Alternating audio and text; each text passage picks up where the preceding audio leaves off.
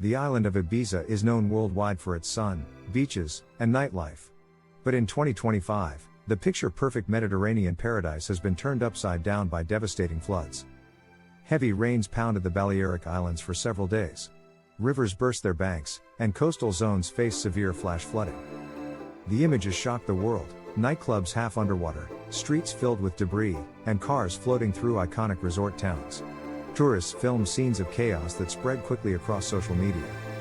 Locals say they have never seen flooding this intense. Entire neighborhoods were submerged, cutting off roads and stranding residents. Authorities declared a state of emergency within hours. Rescue teams worked day and night to evacuate people from flooded homes and hotels. Airports struggled to cope with the disruption. Dozens of flights were canceled or delayed as runways and access roads were impacted. For an island dependent on tourism, the economic cost has been immediate and painful. Hotels that would normally be fully booked in early season are now partially closed. Popular beaches like Playa del Bossa and San Antonio Bay were washed over by storm surges. Beach bars and restaurants were destroyed just as they prepared for the summer crowds. Tourists already on the island have had their holidays cut short. Many have been forced to abandon plans and head home early. Some spoke of arriving for parties and finding themselves instead trapped in hotels without electricity or water. The mood has shifted from celebration to survival. Local businesses say the timing couldn't be worse. After years of recovery from pandemic downturns, this disaster threatens their fragile comeback. Hotel owners estimate millions in damages. Insurance claims are flooding in as fast as the waters themselves. Small family-run businesses, the lifeblood of Ibiza's tourism economy, face an uncertain future. Many lack the funds to rebuild quickly. Tourism officials worry about the island's global reputation. Images of devastation may deter visitors for months to come. Authorities are asking tourists to postpone trips rather than cancel them outright. But many travelers are simply choosing other destinations. The nightlife sector, which defines Ibiza, is especially hard hit. Clubs that were preparing for the summer season are now facing weeks of cleanup. Some of the island's most famous venues have waterlogged dance floors and ruined sound systems. Repair costs are enormous, and reopening dates remain uncertain. Farmers and suppliers who feed the tourist industry have also suffered. Flooded fields mean shortages in local produce and rising costs for restaurants. The human toll is just as heavy. Hundreds of residents are now displaced, staying in emergency shelters or with relatives. Volunteers are working around the clock to deliver food and supplies. Community groups have mobilized to support the most vulnerable. Emergency services are stretched thin. Firefighters, police, and medical staff are working overtime to stabilize the situation. Climate experts warn this may not be a one-off event. Rising sea levels and changing weather patterns are making the Balearics increasingly vulnerable. Local officials say flood defenses will need urgent upgrades. But funding remains an open question. Tourism boards are scrambling to control the narrative. They want to assure the world that Ibiza will recover in time for summer. But images of flooded hotels and damaged airports tell a harder truth. Recovery may take longer than anyone wants to admit. Some airlines have already reduced services to the island. Tour operators are adjusting schedules, rerouting clients to Majorca or mainland Spain. Residents are torn between relief that lives were spared and despair at the damage to their livelihoods. The emotional impact is as visible as the physical one. The island's mayor has appealed for international support. Spain's central government has promised aid, but details are still emerging. Environmentalists argue this disaster should serve as a wake-up call.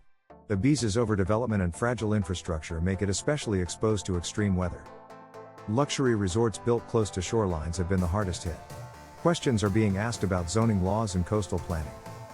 Meanwhile, cleanup is slow and grueling.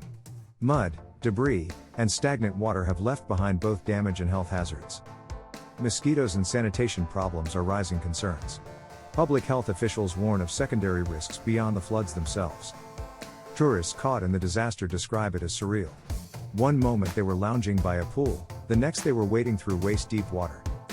Videos show tourists forming human chains to help each other escape. Strangers work together in moments of chaos. For locals, resilience is nothing new. Ibiza has weathered crises before, but this scale of flooding feels unprecedented. Generations of families who built their lives around tourism now face an uncertain path. Many wonder how many seasons it will take to recover. The hospitality industry is calling for urgent financial support. Without it, many small businesses may never reopen. Even global hotel chains face significant setbacks. They may recover faster, but their image has still taken a hit. The government has pledged financial packages. But critics say aid is moving too slowly. Tourists planning trips later in 2025 are stuck in limbo. Should they keep their bookings or look elsewhere? This uncertainty could create ripple effects for months. Lost confidence can take years to rebuild. Tourism numbers have been rising steadily after the pandemic. The floods have brought that rebound to a sudden halt. Industry insiders now predict a double-digit drop in visitors this summer. That could cost the island hundreds of millions in lost revenue. Travel agencies worldwide are monitoring the situation. Many are pausing promotions for Ibiza until conditions stabilize. Influencers who once hyped the island's nightlife are now posting images of devastation. The shift in online sentiment is stark. Some fear that Ibiza's glamorous image has been permanently dented. Others believe its allure is strong enough to bounce back. What's clear is that recovery will take more than just rebuilding infrastructure. It will require rebuilding trust. Officials are debating whether to launch a marketing campaign. But without visible recovery, words may ring hollow. Construction crews are working non-stop to repair roads and power lines. Yet progress is slowed by continued rainfall. Local residents say they feel forgotten. They worry about being overshadowed by the island's wealthy tourist reputation. This contrast between luxury tourism and local hardship is now in sharp focus. The floods have revealed deep inequalities. Workers in the tourism sector are among the hardest hit. Many live paycheck to paycheck and cannot afford weeks without income. NGOs are stepping in to provide assistance. But their resources are limited.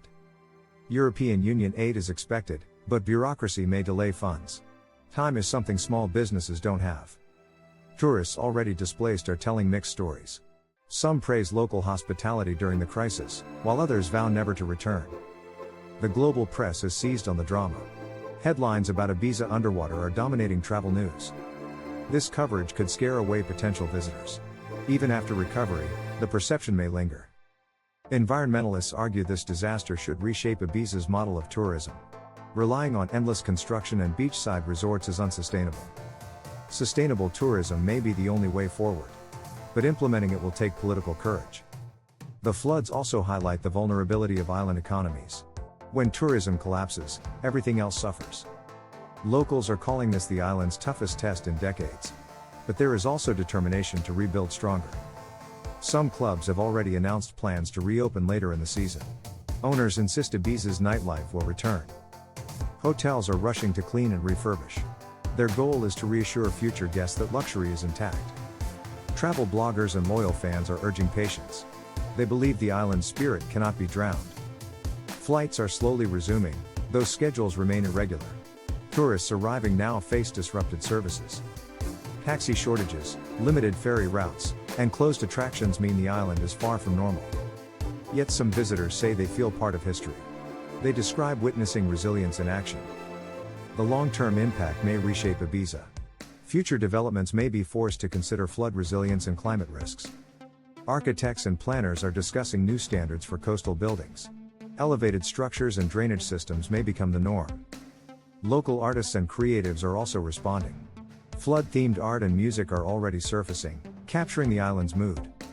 This cultural response could, ironically, attract a new wave of interest.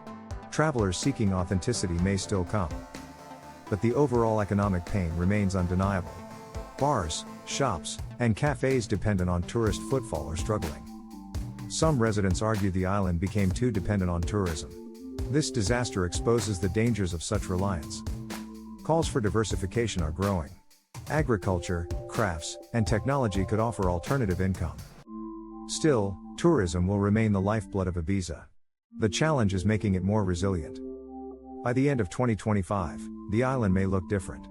But whether it thrives or declines depends on decisions made now. For tourists, the question is not just whether Ibiza is safe. It's whether it can still deliver the magic they expect. The world will be watching as the island rebuilds. Ibiza's floods have become a test case for tourism in the age of climate change.